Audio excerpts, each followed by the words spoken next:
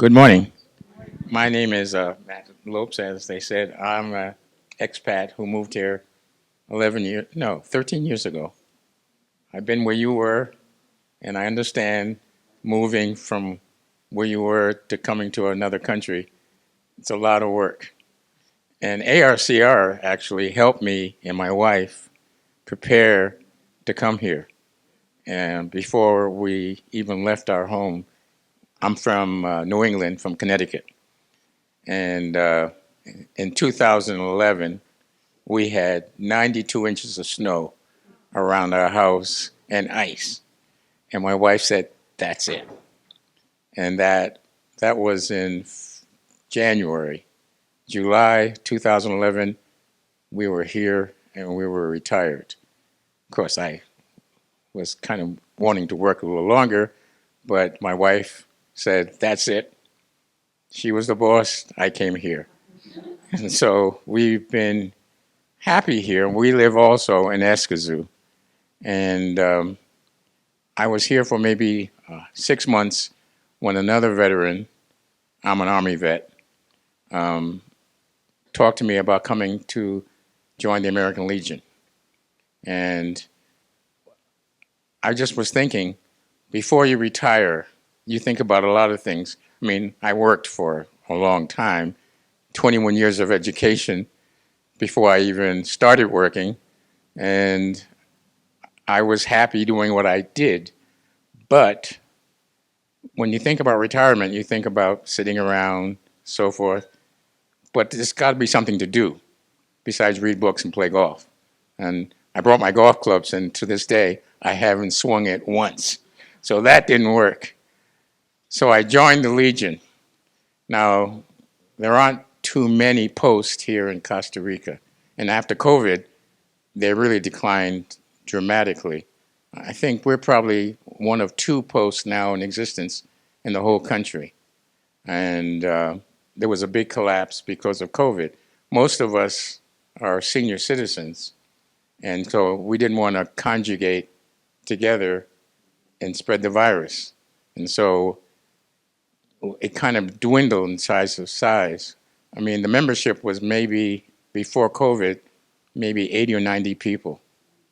Since COVID, we have a cohort now of maybe 20, and 10 come to the regular meetings. Now, our meetings happen once a month on the first Thursday of the month here in San Jose at Casa de España, which is across near the telephone company, and ICE.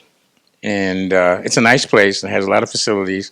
They allow us to use it because one of the members' wives is Spanish. And so they allow us to use their facility, which is very nice. They have a cook. She makes lunch after the meetings. The lunches are good. And then, we socialize, then we go home. The Casa de España is really close by. I'm not sure if you're going to retire here in San Jose or find another place. But if you come to San Jose, we certainly can have physical meetings. Now, I'm the adjutant, by the way. I should mention. It was a reluctant promotion. I mean, the adjutant is more like a secretary. It's actually more work than I really wanted to do, but I ended up doing it. And currently, the post is, because of its smaller size, really can't hold a full election. And as you may or may not think about it, that in organizations, there are a lot of people, but very few people want to do work. That's the problem. And so getting people to volunteer to be commandant or adjutant or historian, people start looking at their feet and shuffling, unfortunately. But we're still here and we're still working. The post has been in existence since 1957. So it's had a long history. And for most of that time, we've been more or less philanthropic.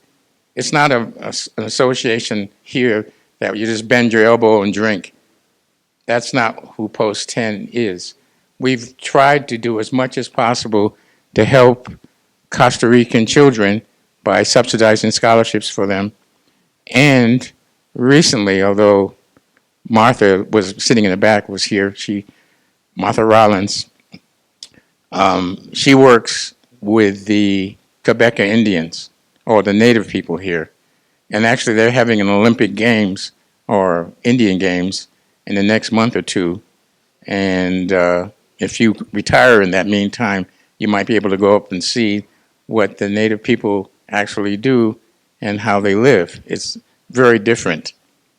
If you don't come, well, you'll get the information. If you join Post 10 and you Zoom, I presume my colleagues will make sure you get the information.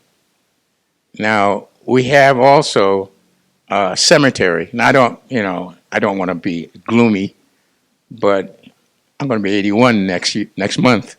So time flies. And we have a cemetery which has about 12 plots. And we try to use it. It's actually only 3 or 4 of the plots actually filled. And most of those are with Marines. There is also, I should say, a Marine Corps League. I should shout out to them because it's different. I mean, and they meet separately, and sometimes they come to our meetings.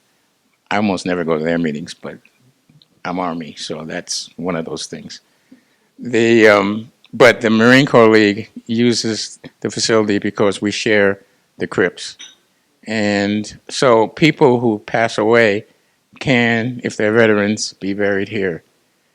In the past, and trying to get more membership, besides the Zoom component, we have cards, which I can, if there are any veterans here, if they want a card, or if you want cards, I will give you our cards.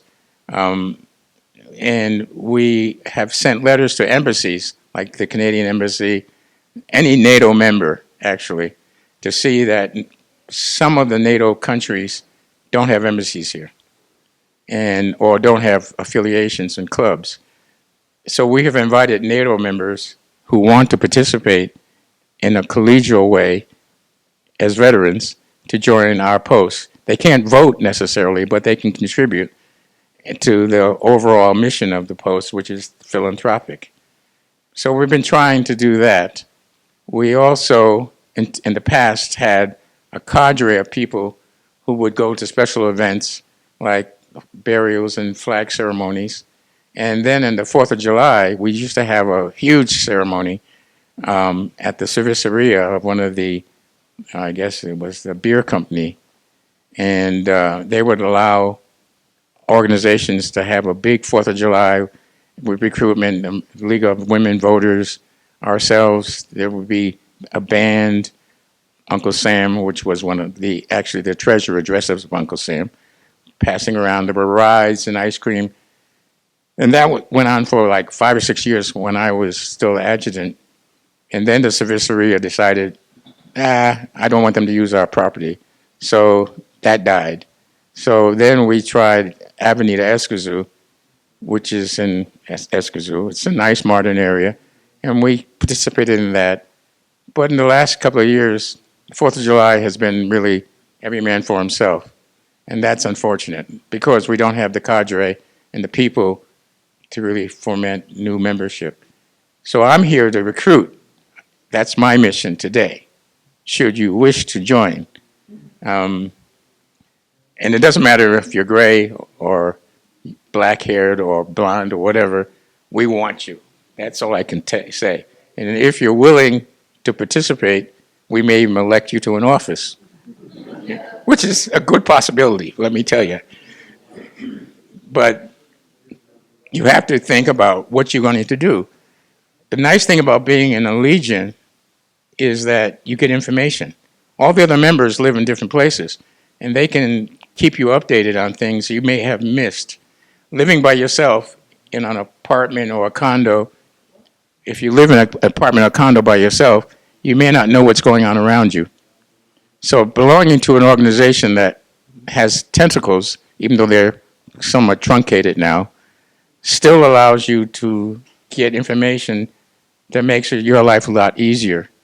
And that is important. I mean, unfortunately, there was an American Colony Association. It was a bunch of a women's league, actually, and they just went out of business. But before they stepped aside they donated a good portion of their savings into the American Legion Post 10 so that we could still continue our mission.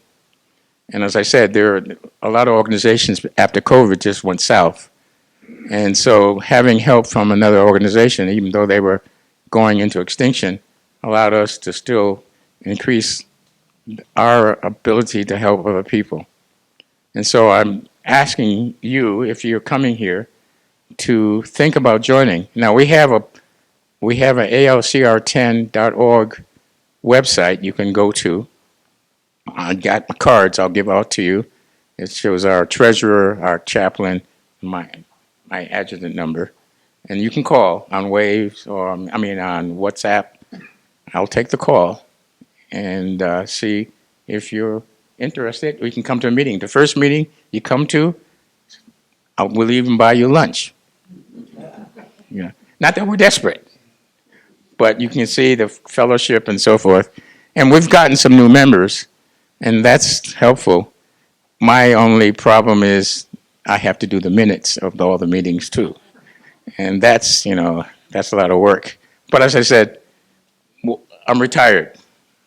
So some work is better than no work. And my wife says, go ahead, do your thing. And unfortunately, my wife doesn't speak Spanish. Now, we've been here 13 years, so it's not good. She knows a few words, to get over. But in terms of a conversation, And before I came here, I could probably do a physical in Spanish. In fact, I did do a physical in Spanish, but I was only technical. And then when I got here, because I'm a polyglot, I learned Spanish really easy. And so I use it. But you got to use it or you're going to lose it. It's important. The gentleman, Ivo, was talking just recently about the beaches here. And it rang a bell because I think this morning at Tico Times, which is a newspaper here, they mentioned the beaches and the hazards of some of the beaches. And they mentioned Jaco, by the way. And so if you get a chance, maybe downstairs they have the Tico Times. Take a peek. I don't know. If you don't speak Spanish, you probably... It's not in Spanish. It's online? Oh, it's online. But look at it because it's informative. And it will help you a lot. Any questions? Any veterans here, by the way? Aha! Okay, what service? Okay, my son went to the Naval Academy, class of 98. And what branch? Air Force. Aha. So, see, you could join and we'll be welcome. I was the weekend warrior. Oh, well, listen. Our meetings are the first Thursday of the month. So it's not anything to do with the weekend. So you can come. And, Navy. Aha. Now, listen, I'm Army. But I will tell you, after my son went to the Naval Academy, I was more Navy than Army. I mean, I really liked the Naval Academy and how they treated my son. He was surface warfare. That's a problem. I will admit that's a problem. And but I think, after so many years, it really doesn't matter. It's a good game. I mean, and people sacrifice.